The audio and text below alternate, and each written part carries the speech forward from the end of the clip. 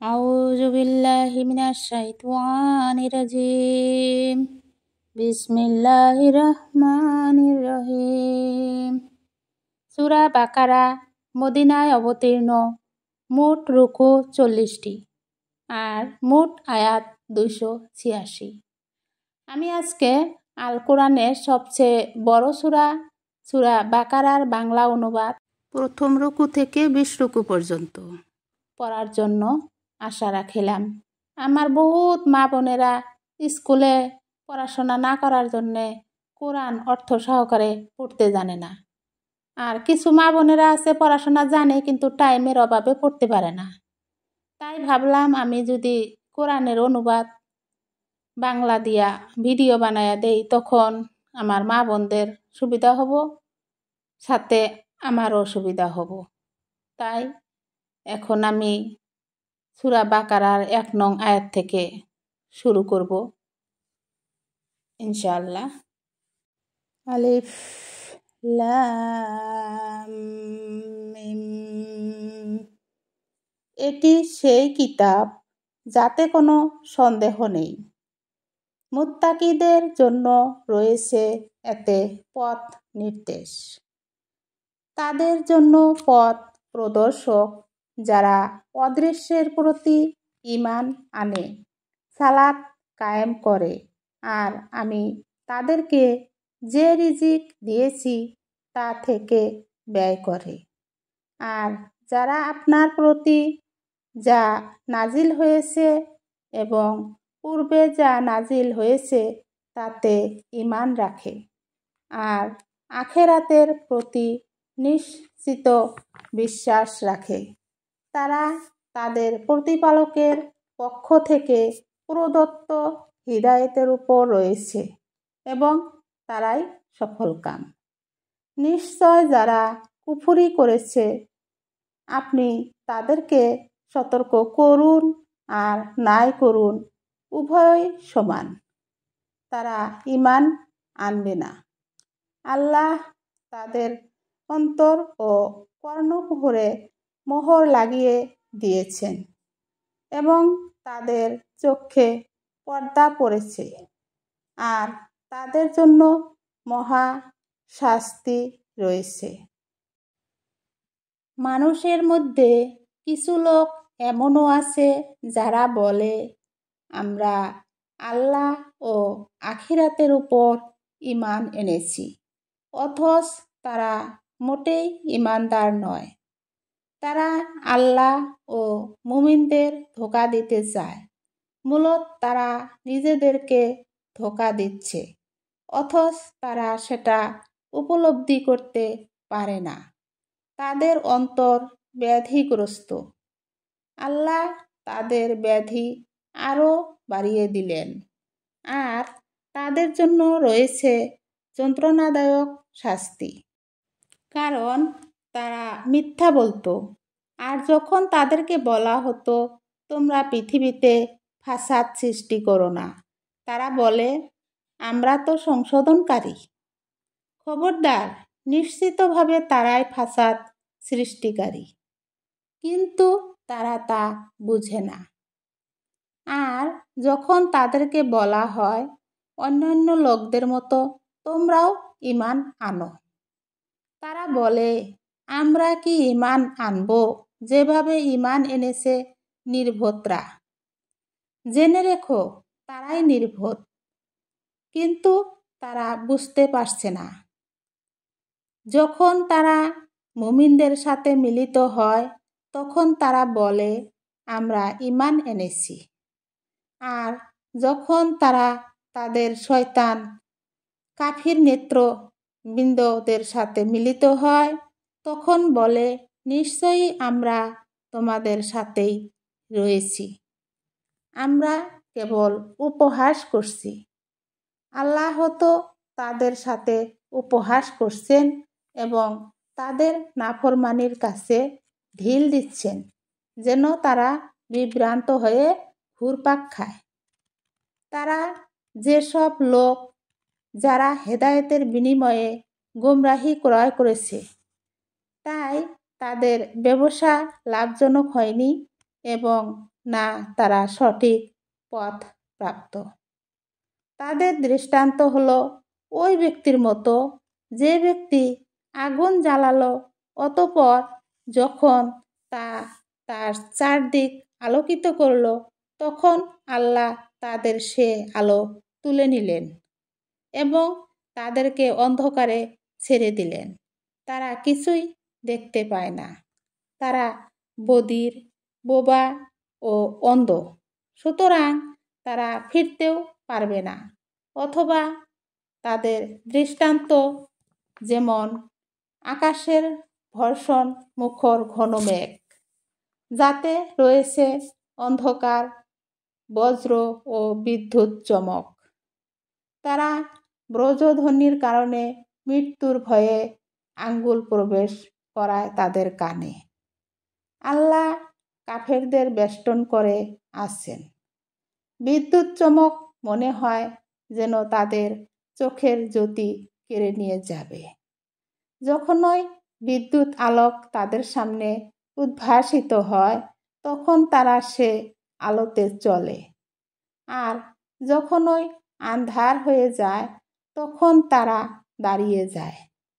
আল্লাহ যদি ইচ্ছা করতেন তবে তাদের শ্রবণ ও দৃষ্টিশক্তি হরণ করে নিতে পারতেন। নিশ্চয় আল্লাহ সকল কিছুর উপর ক্ষমতাবান। হে মানবকুল, তোমরা ইবাদত করো তোমাদের প্রতিপালকের, যিনি তোমাদেরকে ও তোমাদের পূর্বপুরুষদেরকে সৃষ্টি করেছেন। হয়তো তোমরা মুত্তাকি হতে পারবে। যিনি জমিনকে তোমাদের জন্য বিছানা ও আকাশকে ছাদ স্বরূপ করেছেন এবং আকাশ থেকে বাড়ি বর্ষণ করেন ও তদ্বারা তোমাদের জীবিকার জন্য ফল মূল উৎপাদন করেন। সুতরাং জেনে শুনে কাউকে আল্লাহর সমকক্ষ দাঁড় করো না।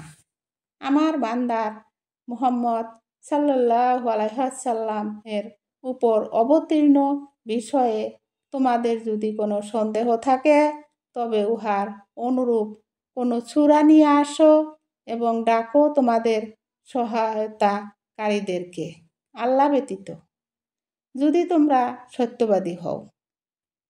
তারপরও যদি না পারো এবং কখনোই তা পারবে না, তাহলে সে আগুনকে ভয় করো, যার ইন্ধন হবে মানব ও পাথর, যা কাফিরদের জন্যই প্রস্তুত করা হয়েছে। এবং সুসংবাদ দিন যারা ঈমান এনেছে ও নেক কাজ করেছে, তাদের জন্য রয়েছে জান্নাত, যার তলদেশে ঝর্ণা ধারা প্রবাহমান। যখন তাদেরকে খেতে দেওয়া হবে ওই জান্নাত থেকে ফলমূল, তখন তারা বলবে, এত সেই খাদ্য যা পূর্বে আমাদেরকে জীবিকারূপে দেওয়া হয়েছিল। দৃশ্যত তাদেরকে অনুরূপ ফলই দেওয়া হবে এবং তাদের জন্য সেখানে রয়েছে পুত পবিত্রা স্ত্রীগণ এবং তারা সেখানে স্থায়ীভাবে অবস্থান করবে।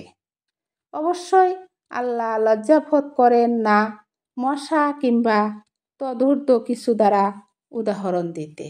সুতরাং যারা ঈমানদার তারা জানে যে এটা তাদের প্রতিপালকের পক্ষ থেকে সত্য, আর যারা কাফির তারা বলে, এ ধরনের তুচ্ছতম উদাহরণ দ্বারা আল্লাহর উদ্দেশ্য কি?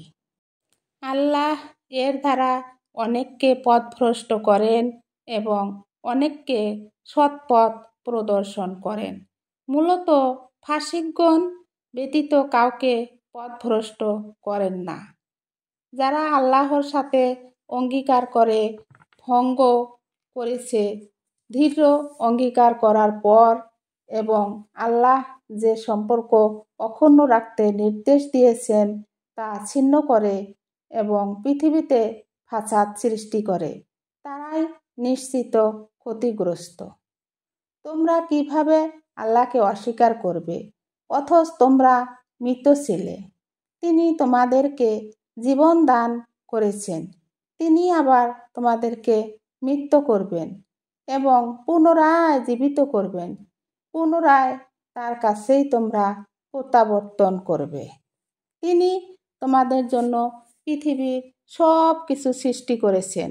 অতঃপর তিনি আকাশের দিকে মনোনিবেশ করলেন এবং তাকে 7 আকাশে বিন্যস্ত করেন এবং তিনি সর্ব বিষয়ে জ্ঞাত।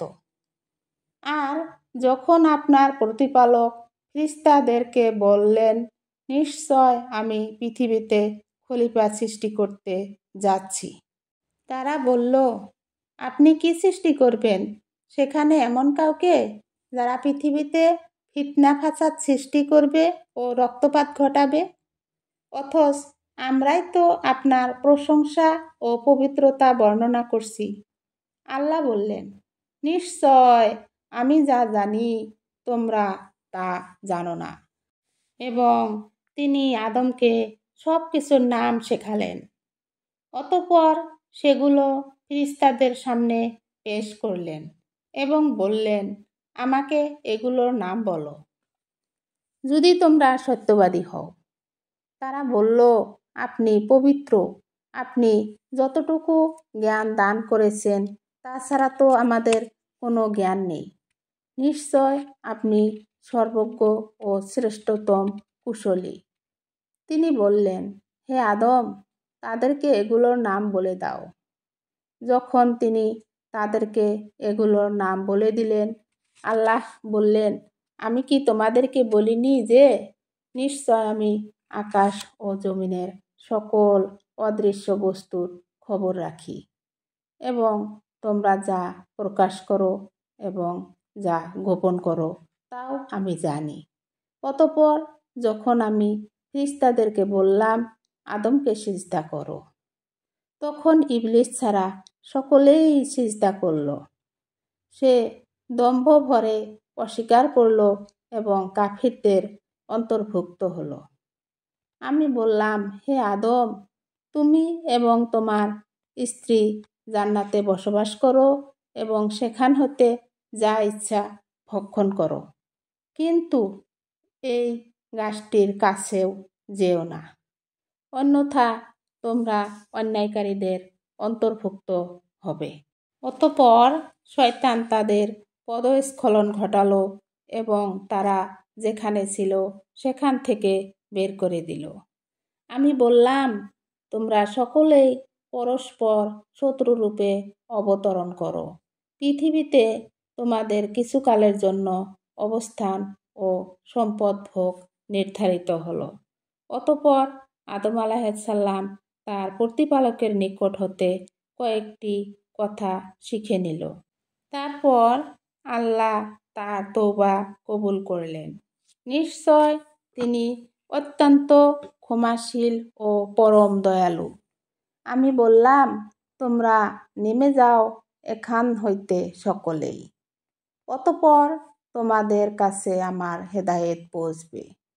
অনন্তর যারা আমার হেদায়েতের অনুসরণ করবে তাদের কোনো ভয় নেই এবং তারা দুশ্চিন্তাগ্রস্ত হবে না। যারা কুফরি করল এবং আমার বাণীসমূহ মিথ্যা বলল তারাই জাহান্নামী, তারাই হবে সেখানের চির অধিবাসী। হে বনী ইসরাইল, আমি তোমাদেরকে যে সব নিয়ামত প্রদান করেছি তা স্মরণ করো আর পূর্ণ করো আমার সাথে প্রদত্ত অঙ্গীকার। আমিও তোমাদেরকে প্রদত্ত অঙ্গীকার পূর্ণ করব এবং তোমরা শুধু আমাকেই ভয় করো। আর তোমরা ঈমান আনো আমার অবতীর্ণ কিতাবের উপর, যা প্রত্যয়নকারী তোমাদের সাথে যা আছে তার। তোমরা এর প্রথম অবিশ্বাসী হইও না। আর আমার আয়াতকে তোমরা নগণ্য মূল্যে বিক্রি করো না এবং তোমরা শুধু আমাকেই ভয় করো।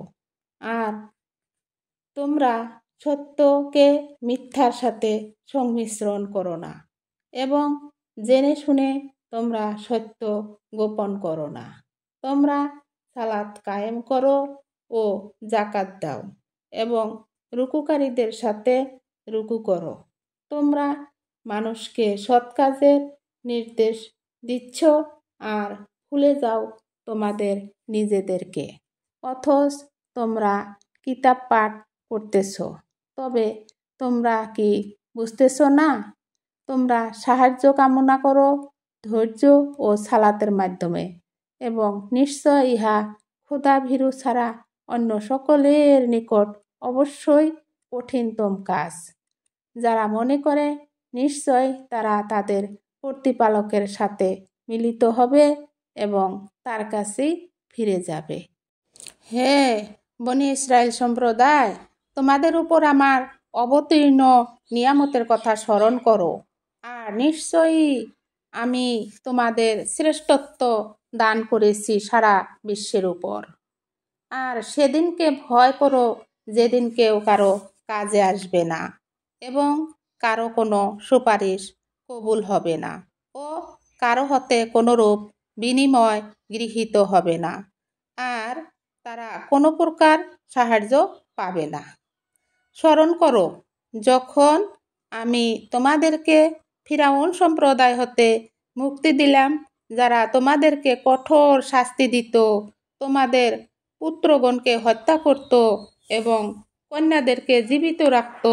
এতে তোমাদের জন্য তোমাদের প্রতিপালকের পক্ষ থেকে বিরাট পরীক্ষা ছিল।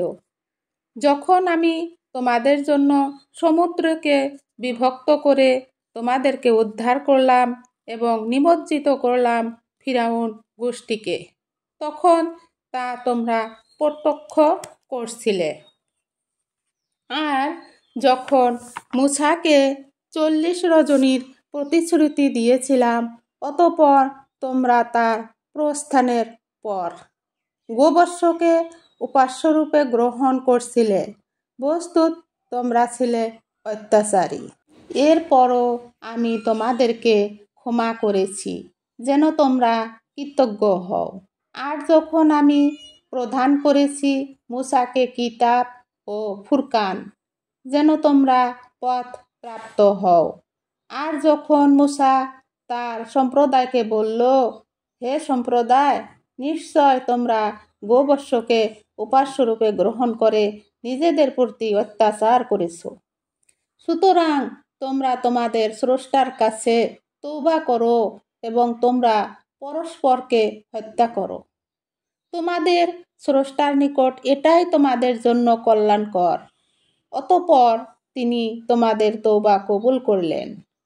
নিশ্চয় তিনি সর্বাধিক ক্ষমাশীল ও বড়ই মেহেরবান। আর যখন তোমরা বললে, হে মূসা, আল্লাহকে প্রকাশ্যে না দেখে আমরা কিছুতেই ঈমান আনব না, তখন তোমাদের উপর বজ্রপাত হলো এবং তোমরা তা প্রত্যক্ষ করছিলে। মৃত্যুর পর তোমাদেরকে পুনর্জীবিত করলাম যেন তোমরা কৃতজ্ঞ হও।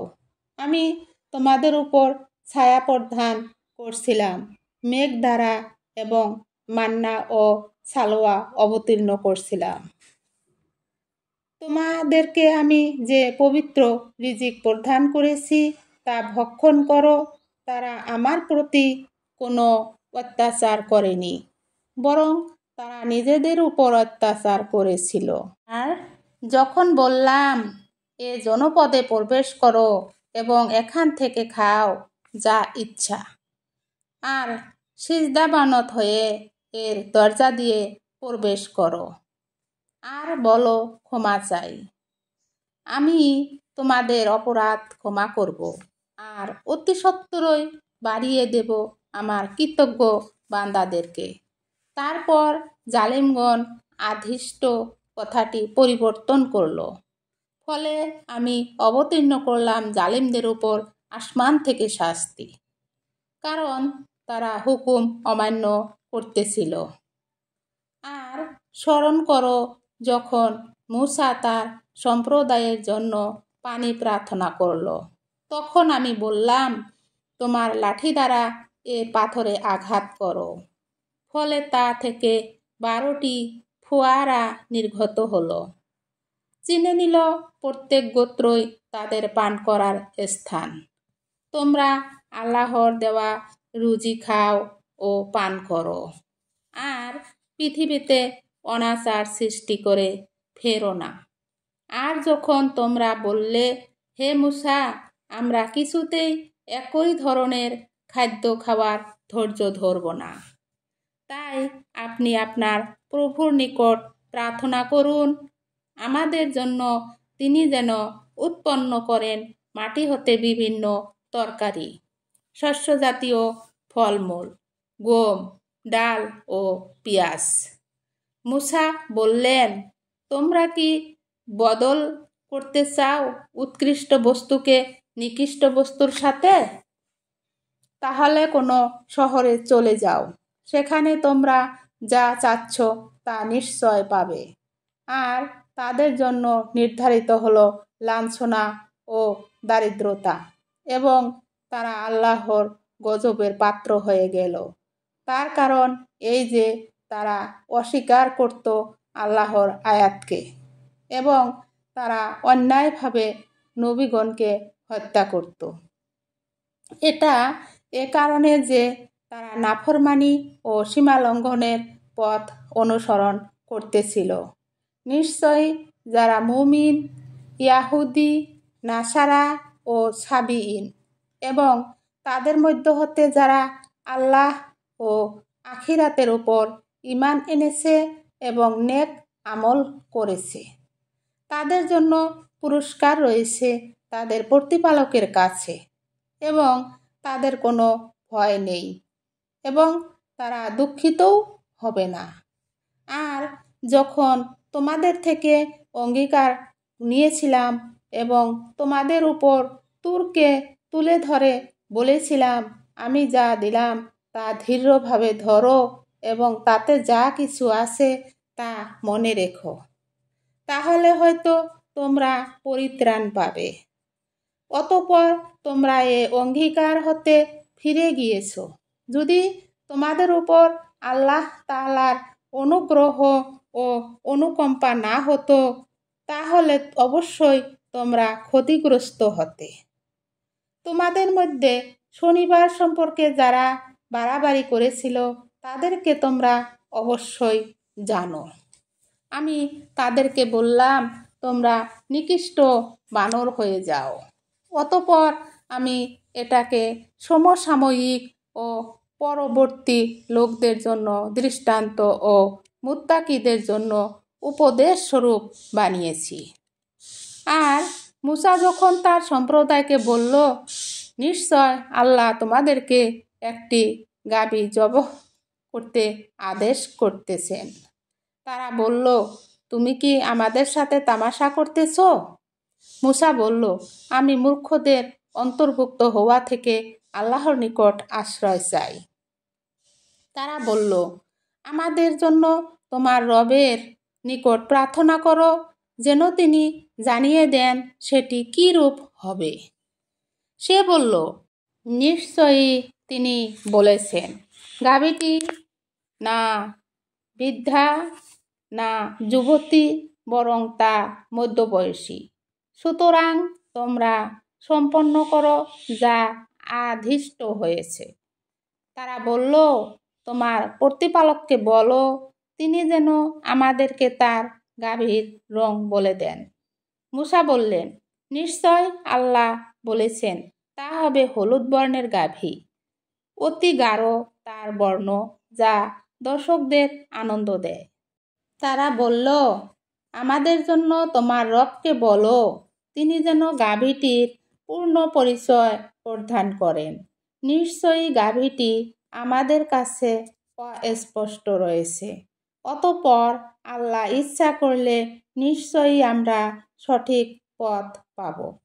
মূসা বললেন, নিশ্চয়ই তিনি বলতেছেন, গাভীটি অবশ্যই কৃষিকাজে এবং সেচ কার্যে ব্যবহৃত নয়, সেটি সুস্থ, সবল ও নিখুঁত। তারা বলল, এখন তুমি সঠিক তথ্য এনেছ। অতঃপর তারা তা জবাহ করল, অথচ তারা তা জবাহ করার চিন্তাও করছিল না। আর যখন তোমরা একটি লোক হত্যা করে পরস্পরের প্রতি দোষারোপ করতেছিলে। যা তোমরা গোপন করছিলে তা প্রকাশ্য করাটাই আল্লাহর ইচ্ছা ছিল। অতঃপর আমি বললাম তাকে মৃত্যুকে এর কোনো একটি অংশ দিয়ে আঘাত করো। এভাবে আল্লাহ মৃত্যুকে জীবিত করেন এবং তার নিদর্শন তোমাদের প্রদর্শন করান, যেন তোমরা বুঝতে পারো। এরপরও তোমাদের অন্তর পাথরের মতো কঠিন হয়ে গেল, অথবা পাথরের চেয়েও কঠিন। কারণ কতক পাথর এমনও আছে যে তা থেকে ঝর্ণা ধারা প্রবাহিত হয়, আর কতক এরূপ যে যা ফেটে পানি বের হয়, আর কতক এমনও আছে যা আল্লাহর ভয়ে ধসে পড়ে। আর তোমরা যা করছো সে সম্বন্ধে আল্লাহ বেখবর নহেন। হে ঈমানদারগণ, তোমরা কি আশা করছো যে তারা তোমাদের কথা ঈমান আনবে? অথচ তাদের ভেতরে তো এমনও এক দল ছিল যারা আল্লাহর কালাম শ্রবণ করত, অতঃপর বোঝার পর জেনে শুনে তা বিকৃত করত। আর যখন তারা মুমিনদের সাথে মিলিত হয় তখন বলে আমরা ঈমান এনেছি, আর যখন তারা নিজেরা একে অন্যের সাথে নিমিত্তে মেলামেশা করে তখন বলে আল্লাহ তোমাদের কাছে যা ব্যক্ত করেছেন তা কি তাদেরকে তোমরা বলে দাও। এর দ্বারা তারা তোমাদের বিরুদ্ধে দলিল পেশ করবে তোমাদের প্রতিপালকের সামনে। তোমরা কি তা বুঝতেছ না? তারা কি জানে না যে তারা যা গোপন রাখে বা প্রকাশ করে আল্লাহ তা সবই জানেন। তাদের কিছু নিরক্ষর লোক আছে যাদের কিতাব সম্বন্ধে কোনো জ্ঞান নেই, শুধু কিছু মিথ্যা আশাভাব ও ভ্রান্ত ধারণায় নিমগ্ন। সুতরাং দুর্ভাগ্য তাদের জন্য যারা স্বহস্তে কিতাব লিখে বলে এটা আল্লাহর কালাম, যাতে বিক্রয় করতে পারে তুচ্ছ মূল্যে। তারা যা স্বহস্তে লিখত আর উপার্জন করলো তা তাদের সর্বনাশ ডেকে আনলো। আর তারা বলে কখনো অগ্নি আমাদেরকে স্পর্শ করবে না, নির্দিষ্ট কয়েকদিন ছাড়া। আপনি বলুন, তোমরা কি আল্লাহর থেকে প্রতিশ্রুতি পেয়েছো যে কখনো আল্লাহ তা প্রতিশ্রুতি ভঙ্গ করবে না? বা তোমরা আল্লাহর ব্যাপারে এমন কিছু বলছো যা তোমরা জানো না? হ্যাঁ, যে ব্যক্তি পাপ কার্য করে আর তার পাপসমূহ তাকে ঘিরে ফেলে এরূপ লোকই জাহান্নামবাসী, তথায় তারা চিরকাল থাকবে। আর যারা ঈমান আনে এবং নেক আমল করে তারাই জান্নাতবাসী, তথায় তারা চিরকাল থাকবে। আর যখন আমি প্রতিশ্রুতি নিয়েছিলাম বনি ইসরাইল হতে যে তোমরা আল্লাহ ছাড়া আর কারো ইবাদত করবে না, আর তোমরা সদয় ব্যবহার করবে বাপ মা আত্মীয় স্বজন ইতিম ও মিসকিনদের প্রতি, এবং মানুষকে ভালো কথা বলবে আর সালাত কায়েম করবে ও জাকাত দিবে। অতঃপর তোমরা মুখ ফিরিয়ে নিয়েছিলে অল্প সংখ্যক লোক ব্যতীত, বস্তুত তোমরাই উপেক্ষাকারী। আর যখন আমি তোমাদের থেকে প্রতিশ্রুতি নিলাম যে তোমরা পরস্পরে রক্তপাত করবে না এবং আপনজনদেরকে স্বদেশ থেকে বহিষ্কার করবে না, তোমরা তা স্বীকার করে নিয়েছিলে এবং তোমরাই এর সাক্ষী। অতঃপর তোমরাই পরস্পরকে হত্যা করেছ এবং তোমাদের এক দলকে দেশ থেকে বহিষ্কার করতেছ এবং তাদের বিরুদ্ধে সহায়তা করতেছ পাপ ও অন্যায়মূলক। আবার তাদের কেউ যদি বন্দীরূপে তোমাদের নিকট আসে তাহলে মুক্তিপণ দিয়ে তাদের মুক্ত করো, অথচ তাদের বহিষ্কার করা তোমাদের জন্য অবৈধ ছিল। তবে কি তোমরা কিতাবের কিছু অংশ মানতেছ ও কিছু অংশ অস্বীকার করতেছ? তোমাদের মধ্য থেকে যারা এরূপ করে তার শাস্তি হলো ইহকালের লাঞ্ছিত জীবন ও পরকালে তারা কঠিনতম শাস্তির দিকে নিক্ষিপ্ত হবে। আর আল্লাহ তাআলা তোমাদের কার্যকলাপ সম্পর্কে বেখবর নহেন। তারাই পরকালের বিনিময় পার্থিব জীবন ক্রয় করল, সুতরাং তাদের শাস্তি হ্রাস করা হবে না এবং তারা কোনো সাহায্যও পাবে না।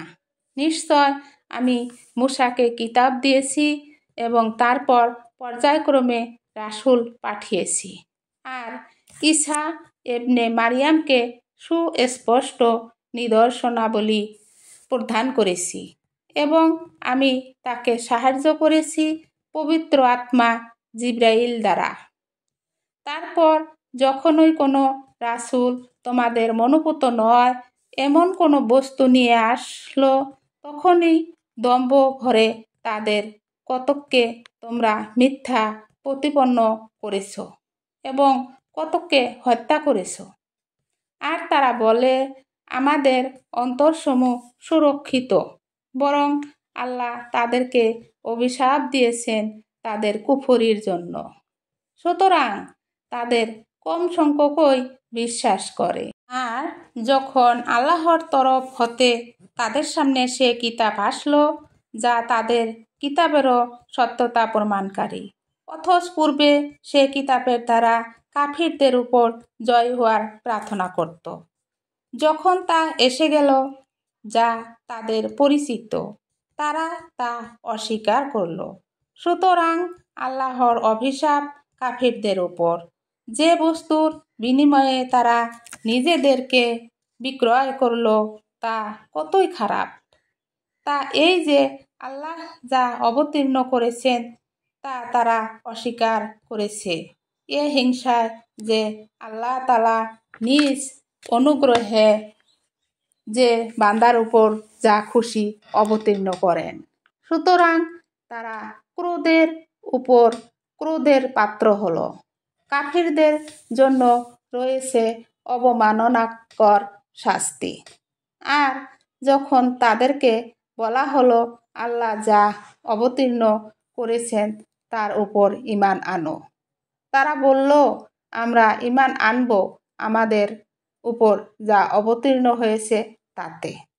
সেটি ছাড়া সবগুলো তারা অবিশ্বাস করে, অথচ তা সত্য এবং তাদের কাছে যা আছে তাকেও সত্যায়িত করে। বলো, কেন তোমরা পূর্বেকার আল্লাহর নবীগণকে হত্যা করতে, যদি তোমরা মুমিনী হয়ে থাকো? নিশ্চয় মূসা তোমাদের নিকট সুস্পষ্ট দলিল নিয়ে এসেছিলেন, তারপরও তোমরা গোবর্ষকে উপাস্যরূপে গ্রহণ করেছিলে। বস্তুত তোমরা ছিলে অত্যাচারী।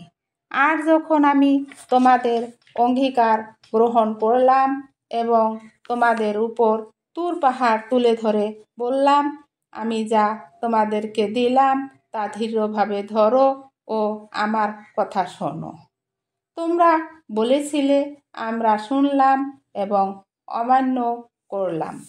আসলে তাদের অন্তরসমূহে কুফরির কারণে গোবর্ষ মহ বিদ্যমান। বলুন, কতই না খারাপ কাজের নির্দেশ করতেছে তোমাদের ঈমান, যদি তোমরা ঈমানদারও হও। বলুন, আল্লাহর নিকট পরকালের বাসস্থান অন্যদের বাদ দিয়ে তোমাদের জন্যই যদি শুধু হয়ে থাকে, তবে তোমরা মৃত্যু কামনা করে তার সত্যতা প্রমাণ করো।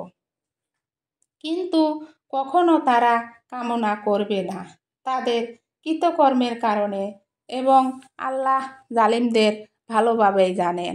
আর আপনি মানুষের মধ্যে তাদেরকেই অধিক লালসাগ্রস্ত পাবেন দীর্ঘজীবী হবার, এমনকি মুশরিকের চেয়েও। তারা প্রত্যেকেই চায় যদি 1000 বছর বাঁচত। যতদিনই বাঁচুক শাস্তি হতে তাদেরকে নিস্তার দিতে পারবে না। তারা যা করতেছে আল্লাহ তা দেখতেছেন। আপনি জিবরাইলের শত্রুদেরকে বলুন, সে অবশ্যই আল্লাহর নির্দেশে আপনার অন্তরে কোরআন অবতীর্ণ করেছে, যা তার পূর্ববর্তী কিতাবের সত্যায়নকারী আর মুমিনদের জন্য পথ প্রদর্শক ও সুসংবাদদাতা। যারা আল্লাহ, তার ফিরিস্তা ও রাসূল এবং জিব্রাইল ও মিকাইলের শত্রু, নিশ্চয় আল্লাহ তাআলা সে কাফিরদের শত্রু। আর আমি আপনার প্রতি সুস্পষ্ট নিদর্শন নাজিল করেছি, পাপীরা ব্যতীত কেউই তা অস্বীকার করে না। তারা যখনই কোনো ব্যাপারে অঙ্গীকারাবদ্ধ হয়েছে, তাদের একদল তা ভঙ্গ করেছে, বরং তাদের অধিকাংশই ঈমান আনে না। যখন তাদের কাছে আল্লাহর পক্ষ থেকে রাসূল আসলো, তাদের নিকট যা রয়েছে তার সত্যায়নকারী রূপে, তখন সে কিতাবধারীদের একদল আল্লাহর কিতাব এমনভাবে পশ্চাতে নিক্ষেপ করে দিল যেন তারা কিছুই জানে না, এবং তারা অনুসরণ করল সুলাইমানের রাজত্বকালে শয়তানগণ যা আবৃত্তি করত। সুলাইমান কুফরি করেনি, বরং শয়তানরাই কুফরি করেছিল। তারা মানুষকে জাদু শিক্ষা দিত আর বেবিলনে হারুত ও মারুতের উপর অবতীর্ণ বস্তু শিক্ষা দিত। তারা ফিরিস্তাদ্বয় কাউকে শিক্ষা দিত না। তারা তা শিখাবার পূর্বে প্রত্যেককে বলতো, আমরা কিন্তু পরীক্ষাস্বরূপ এসেছি, কাজেই তোমরা কুফরি করো না।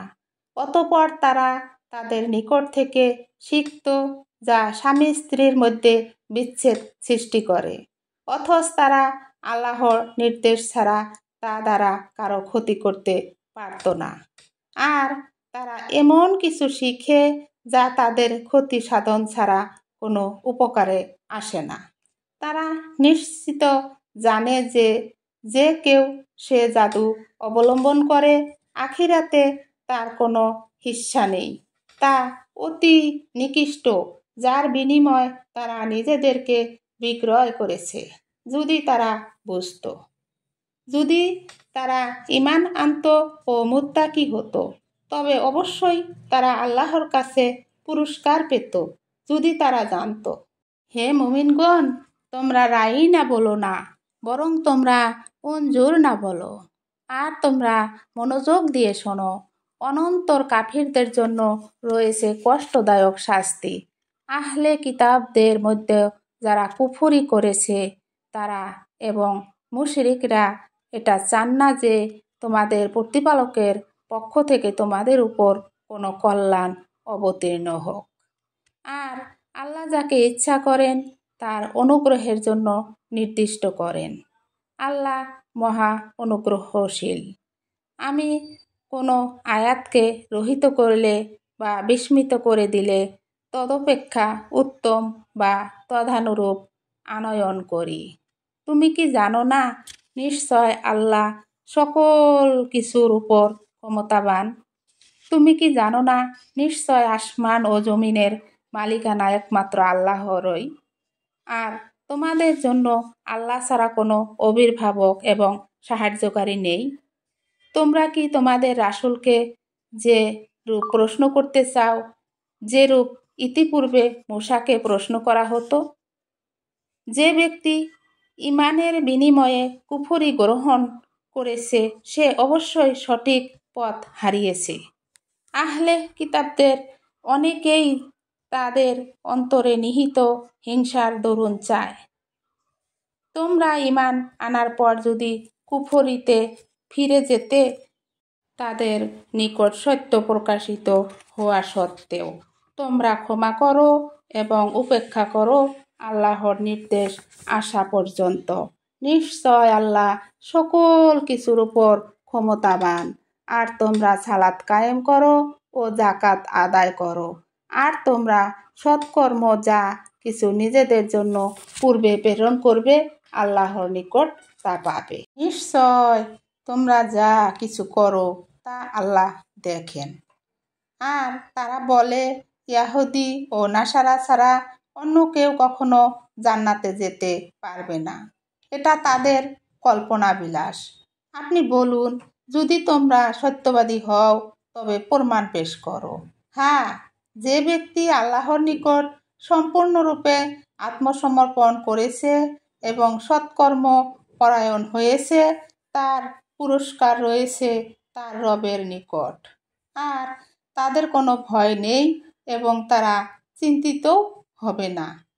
আর ইয়াহুদিরা বলে খ্রিস্টানদের কোনো ভিত্তি নেই, তেমনি খ্রিস্টানরা বলে ইয়াহুদিদের কোনো ভিত্তি নেই। অথচ তারা উভয় দল কিতাব পাঠ করে। এমনিভাবে যারা কিছুই জানে না তারাও অনুরূপ কথা বলে। সুতরাং আল্লাহ কিয়ামতের দিন মীমাংসা করবেন তাদের মধ্যে যে বিষয়ে তারা মতভেদ করছে। তার চেয়ে অত্যাচারী আর কে হতে পারে, যে ব্যক্তি আল্লাহর মসজিদ সমূহে তার নাম স্মরণ করতে নিষেধ করে এবং চেষ্টা চালায় তা ধ্বংসের। অথচ এদের পক্ষে ভীত সন্ত্রস্ত অবস্থা ছাড়া মসজিদ সমূহে প্রবেশ করা সমীচীন ছিল না। তাদের জন্য পৃথিবীতে রয়েছে লাঞ্ছনা এবং পরকালে রয়েছে কঠিন শাস্তি। আর পূর্ব ও পশ্চিম আল্লাহর জন্যই। সুতরাং যেদিকেই তোমরা মুখ ফিরাও না কেন সেদিকেই আল্লাহর দিক। নিশ্চয় আল্লাহ সর্বব্যাপী ও সর্বজ্ঞ। আর তারা বলে আল্লাহ সন্তান গ্রহণ করেছেন, তিনি তা থেকে পবিত্র। বরং আল্লাহর জন্যই আকাশ ও জমিনের মধ্যকার সব কিছুই, সবই তার একান্ত অনুগত। তিনি আকাশমণ্ডলী ও জমিনের সৃষ্টিকর্তা। যখন তিনি কোনো কাজের সিদ্ধান্ত নেন তখন তিনি শুধু বলেন হও, অনন্তর তা হয়ে যায়। আর যারা অজ্ঞ তারা বলে আল্লাহ আমাদের সাথে কথা বলেন না কেন, কিংবা আমাদের নিকট কেন কোনো নিদর্শন আসে না। অনুরূপ তাদের পূর্ববর্তীগণও তাদের মতোই কথা বলতো, একই রকম তাদের অন্তর।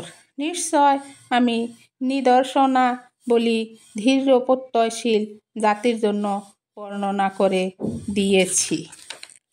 নিশ্চয় আমি আপনাকে সত্যসহ সুসংবাদদাতা ও সতর্ককারী রূপে প্রেরণ করেছি।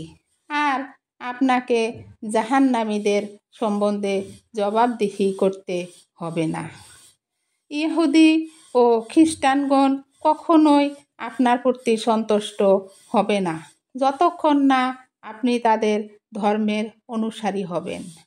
বলুন, আল্লাহর পথ প্রদর্শনই একমাত্র পথ নির্দেশ। আর আপনার নিকট ওহী আসার পর আপনি যদি তাদের খেয়াল খুশির অনুসরণ করেন তবে আপনার জন্য আল্লাহর তরফের কোনো বন্ধু ও সাহায্যকারী পাবেন না। যাদেরকে কিতাব প্রদান করেছি তাদের মধ্যে যারা তা যথাযথভাবে তিলাওয়াত করে তারাই এতে বিশ্বাস করে, আর যারা অবিশ্বাস করে তারাই ক্ষতিগ্রস্ত। হে বনী ইসরাইল, আমি যে সব নিয়ামত তোমাদেরকে প্রদান করেছি তা স্মরণ করো। আর নিশ্চয় আমি তোমাদেরকে বিশ্ববাসীর উপর শ্রেষ্ঠত্ব দিয়েছি। আর তোমরা সে দিনটিকে ভয় করো যেদিন কেউ কারো উপকারে আসবে না ও কারো নিকট হতে কোনো বিনিময় গৃহীত হবে না, আর কোনো কাজে আসবে না কারো সুপারিশ, এবং তারা কোনো সাহায্যও পাবে না। আর ইব্রাহিমকে যখন তার প্রভু কয়েকটি কথা দ্বারা পরীক্ষা করলেন এবং তিনি তা পূর্ণ করলেন, আল্লাহ বললেন, নিশ্চয়ই আমি তোমাকে মানবজাতির নেতা বানাবো। ইব্রাহিম বলল, আমার বংশধরগণের মধ্য হতেও। তিনি বললেন, আমার প্রতিশ্রুতি জালিমদের বেলায় প্রযোজ্য হবে না। আর যখন আমি কাবা গৃহকে মানুষের মিলন কেন্দ্র ও নিরাপদাগার বানিয়েছি আর নির্দেশ করলাম তোমরা ইব্রাহিমের দাঁড়ানো স্থানকে সালাতের স্থান রূপে নির্ধারণ করো। আর আমি নির্দেশ দিলাম ইব্রাহিম ও ইসমাইলকে যে আমার ঘরকে পবিত্র করে রাখো এতেকাফ, তাওয়াফ ও রুকু ও সিজদাকারীদের জন্য। আর যখন ইব্রাহিম বলল, হে আমার প্রতিপালক, এটাকে নিরাপদ শহরে পরিণত করো এবং সেসব বাসিন্দাদেরকে ফল ফসলের রিজিক দান করো যারা আল্লাহ ও আখেরাতে বিশ্বাসী। আল্লাহ বললেন, আর যে ব্যক্তি কুফরি করবে তাকেও স্বল্পকালীন সময় সুবিধা ভোগ করাবো, অবশেষে তাকে নিক্ষেপ করব জাহান্নামের শাস্তির দিকে এবং তা কতই নিকৃষ্ট ঠিকানা। যখন ইব্রাহিম এবং ইসমাইল কাবাগৃহের প্রাচীর নির্মাণ করছিলেন তখন তারা দোয়া করছিলেন, হে আমাদের প্রতিপালক, আমাদের পক্ষ হতে এটা কবুল করো, নিশ্চয় তুমি সর্বশ্রোতা সর্বজ্ঞ। হে আমাদের প্রতিপালক, আমাদেরকে তোমার অনুগত করো এবং আমাদের বংশধরদের মধ্যেও তোমার একটি অনুগত দল সৃষ্টি করো। আর আমাদেরকে হজের রীতিনীতি শিখিয়ে দাও এবং আমাদেরকে ক্ষমা করো, নিশ্চয়ই তুমি তওবা কবুলকারী পরম দয়ালু। হে আমাদের প্রতিপালক, তুমি তাদের নিকট তাদের ওই মধ্য হতে এমন এক রাসূল প্রেরণ করো যিনি তাদের নিকট তোমার আয়াত পাঠ করবে এবং তাদেরকে শিক্ষা দিবে কিতাব ও হিকমত, আর তাদেরকে পবিত্র করবে। নিশ্চয়ই তুমি পরাক্রমশালী, প্রজ্ঞাময়। ইব্রাহিমের ধর্ম হতে কে মুখ ফিরায় সে ছাড়া যে নিজেকে নির্বোধ করেছে, নিশ্চয় আমি তাকে পৃথিবীতে মনোনীত করেছি, আর আখিরাতেও সে নিশ্চয় নেককারগণের অন্তর্ভুক্ত হবে। যখন তার প্রতিপালক তাকে বললেন, অনুগত হও, সে বলল, আমি সারা বিশ্বের প্রতিপালকের অনুগত হলাম। আর এজন্য ইব্রাহিম তার পুত্রগণকে ওসিয়ত করলেন এবং ইয়াকুবও, হে আমার পুত্রগণ, নিশ্চয়ই আল্লাহ তোমাদের জন্য দিনকে মনোনীত করেছেন, সুতরাং তোমরা মুসলিম না হয়ে মরো না। তোমরা কি তখন উপস্থিত ছিলে যখন ইয়াকুবের নিকট মৃত্যু এসেছিল, যখন সে তার পুত্রগণকে জিজ্ঞাসা করছিল, আমার পর তোমরা কার ইবাদত করবে? তখন তারা বলছিল, আমরা ইবাদত করব তোমার প্রতিপালকের এবং পিতৃপুরুষ ইব্রাহিম, ইসমাইল ও ইসহাকের প্রতিপালকের। তিনি একমাত্র মাবুদ এবং আমরা সকলেই তার অনুগত। সে উম্মত অতি ক্ষান্ত হয়েছে, তাদের উপার্জন তাদের জন্য আর তোমাদের উপার্জন তোমাদের জন্য। তারা যা করেছে সে সম্বন্ধে তোমাদেরকে জিজ্ঞাসা করা হবে না। তারা বলে, তোমরা ইহুদি অথবা খ্রিস্টান হয়ে যাও, তাহলে সঠিক পথ প্রাপ্ত হবে।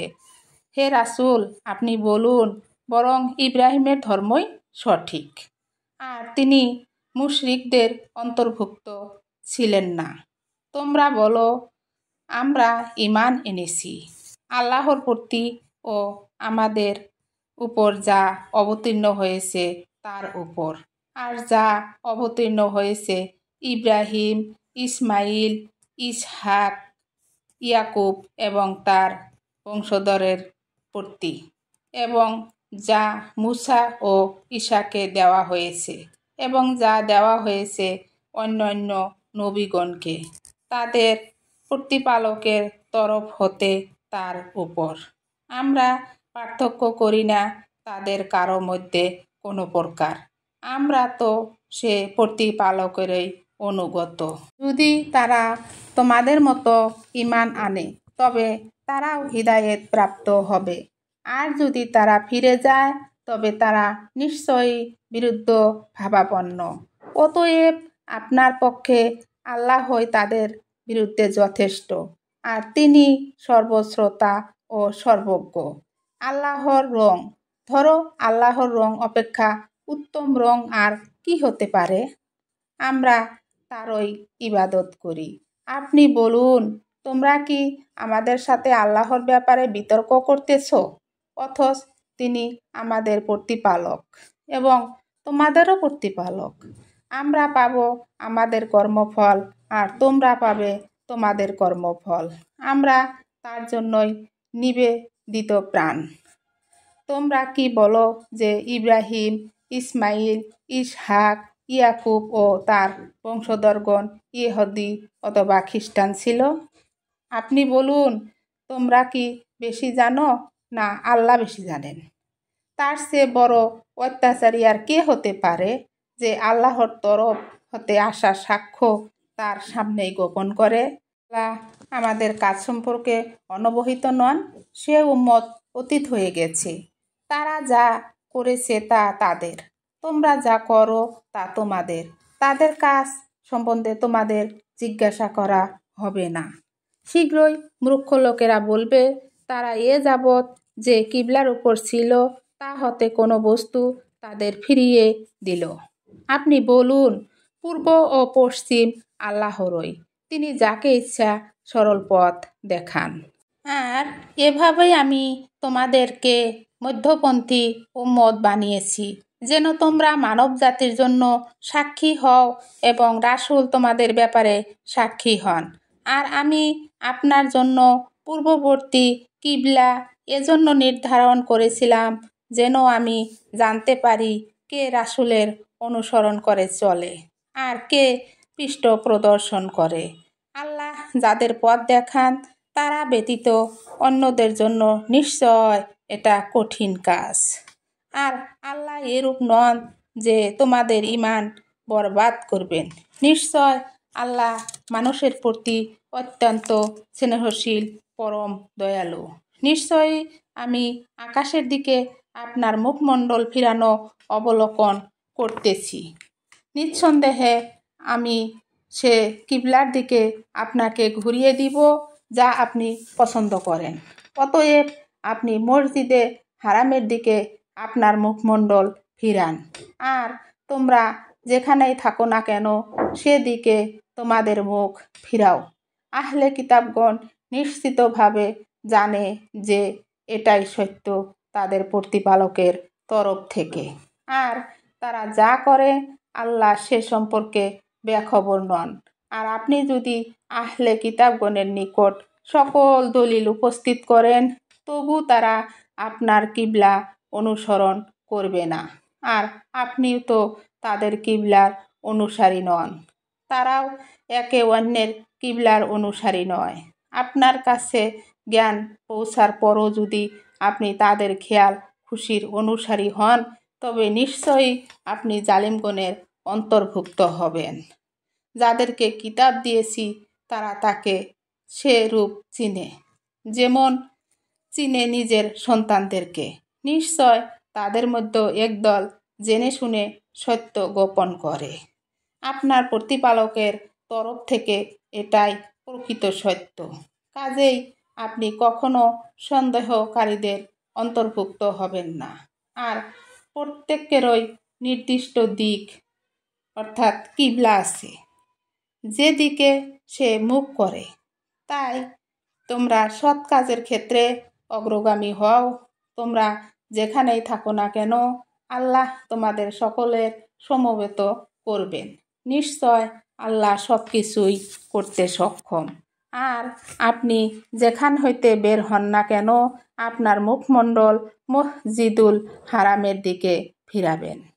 নিশ্চয়ই আপনার প্রতিপালকের তরফ হতে এটাই সত্য। আর আল্লাহ তোমাদের কার্যকলাপ সম্পর্কে মোটেই বেখবর নন। আর যেখান থেকেই আপনি বের হন না কেন আপনার মুখমণ্ডল মসজিদুল হারামের দিকে ফিরান। আর তোমরা যেখানেই থাকো তোমাদের মুখমণ্ডল তার দিকে ফেরাও, যাতে তোমাদের ব্যাপারে লোকের জন্য কোনো সমালোচনা করার সুযোগ না থাকে। অবশ্য তাদের মধ্যে যারা জালিম তাদের কথা ভিন্ন। কাজেই তোমরা তাদেরকে ভয় করো না, শুধু আমাকেই ভয় করো। তাহলে আমি আমার নিয়ামত তোমাদের উপর পূর্ণ করব, আর তোমরা হয়তো পথ প্রাপ্ত হবে। যেমন আমি তোমাদের মধ্য হতে তোমাদের নিকট রাসূল প্রেরণ করেছি, যিনি তোমাদের নিকট আমার আয়াত তিলাওয়াত করেন ও তোমাদেরকে পবিত্র করেন এবং তোমাদেরকে শিখায় কিতাব ও হিকমত, আর তোমরা যা জানতে না তা শিক্ষা দেন। অতএব তোমরা আমাকে স্মরণ করো, আমিও তোমাদেরকে স্মরণ করব, এবং আমার কৃতজ্ঞতা স্বীকার করো এবং অকৃতজ্ঞ হও না। হে মুমিনগণ, তোমরা ধৈর্য ও সালাতের মাধ্যমে আল্লাহর সাহায্য কামনা করো। নিশ্চয় আল্লাহ ধৈর্যশীলদের সাথে আছেন। আর যারা আল্লাহর রাস্তায় নিহিত হয় তাদেরকে মৃত্যু বলো না, বরং তারা জীবিত, কিন্তু তোমরা তা বুঝতেছ না। আর নিশ্চয়ই আমি তোমাদেরকে পরীক্ষা করব ভয় ভীতি দ্বারা, ক্ষুধা দ্বারা এবং ধন সম্পদ, জীবন এবং ফল ফসলাদি ক্ষতি সাধন করে। আর সুসংবাদ দাও সেসব ধৈর্যশীলগণকে, যাদের উপর কোনো প্রকার বিপদ আপতিত হলে তখন বলে, নিশ্চয়ই আমরা তো আল্লাহরই এবং নিশ্চিতভাবে আমরা তারই দিকে প্রত্যাবর্তনকারী। তাদের উপরই রয়েছে তাদের প্রতিপালকের তরফ থেকে করুণা ও অনুগ্রহ, আর তারাই সঠিক পথ প্রাপ্ত। নিশ্চয়ই সাফা ও মারোয়া আল্লাহর নিদর্শন বলির অন্তর্ভুক্ত। তাই যে ব্যক্তি বাইতুল্লাহর হজ করলো অথবা ওমরা করলো, তার জন্য এ দুটোর তাওয়াফ করলে কোনো গুনাহ নেই। আর যে ব্যক্তি স্বেচ্ছায় সৎ কাজ করে, নিশ্চয়ই আল্লাহ তার মূল্যায়ক এবং সর্বজ্ঞ। যারা আমার অবতারিত দলিলসমূহ ও হিদায়াতকে গোপন করে, আমি তা মানুষের জন্য কিতাবে স্পষ্টভাবে বর্ণনা করে দেওয়ার পরও আল্লাহ তাদের উপর লানত করেন এবং লানতদাতারাও তাদের উপর লানত করেন। কেবল যারা তওবা করে এবং নিজেদেরকে সংশোধন করে এবং সত্যকে প্রকাশ্যে বর্ণনা করে, আমি তাদের তওবা কবুল করব।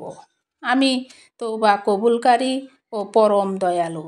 নিশ্চয়ই যারা কুফরি করেছে এবং কাফির অবস্থায় মারা গিয়েছে, তাদের উপর আল্লাহ, ফেরেশতাগণ এবং সকল মানুষের লানত। তারা সর্বদা সে লানতের মধ্যে থাকবে। তাদের শাস্তি হালকা করা হবে না এবং তাদেরকে কোনো অবকাশও দেওয়া হবে না। আর তোমাদের মাবুদ একই আল্লাহ, তিনি ছাড়া আর কোনো মাবুদ নেই। তিনি অত্যন্ত দয়ালু ও করুণাময়। নিশ্চয়ই আসমান ও জমিন সৃষ্টিতে, দিবস ও রজনীর আবর্তনে এবং সে জলযানে যা মানুষের কল্যাণ সাধনে সমুদ্রে চলাচল করে, আর সে পানিতে যা আসমান থেকে বর্ষণ করে, জমিনকে মৃত্যুর পরে পুনর্জীবিত করে এবং তাতে বিস্তার করে সব ধরনের জীবজন্তু, বায়ুর দিক পরিবর্তনে এবং আকাশ ও পৃথিবীর মধ্যে পথে নিয়ন্ত্রিত মেঘমালাতে। অবশ্যই জ্ঞানীদের জন্য নিদর্শন রয়েছে। মানুষের মধ্যে এমন কতিপয় লোকও আছে যারা আল্লাহ ভিন্ন অন্যকে তার সমকক্ষ মনে করে তাকে আল্লাহর মতোই ভালোবাসে। কিন্তু যারা মুমিন, তাদের ভালোবাসা আল্লাহর প্রতি আরও সুদৃঢ়। হায়, এ জালিমরা যখন কোনো শাস্তি দেখতে পায়, তখনই যদি এটা বুঝতো যে সকল শক্তি একমাত্র আল্লাহরই এবং আল্লাহর শাস্তি অত্যন্ত কঠিন। যখন অনুসৃতগণ তাদের অনুসারীদের দায়িত্ব থেকে বিমুখ হয়ে যাবে এবং তারা শাস্তিসমূহ স্বচক্ষে দেখতে পাবে এবং তাদের পরস্পর সম্পর্ক ছিন্ন হয়ে যাবে এবং অনুসারীগণ বলবে, হায়, যদি আমরা দুনিয়ায় আবার ফিরে যেতে পারতাম, তাহলে আমরাও তাদের থেকে বিমুখ হয়ে যেতাম, যেভাবে তারা আমাদের থেকে বিমুখ হয়েছে। এভাবেই আল্লাহ তাআলা তাদের কার্যাবলী তাদেরকে তাদের অনুতাপ রূপে দেখাবেন, আর তারা কখনো জাহান্নাম থেকে বের হবে না।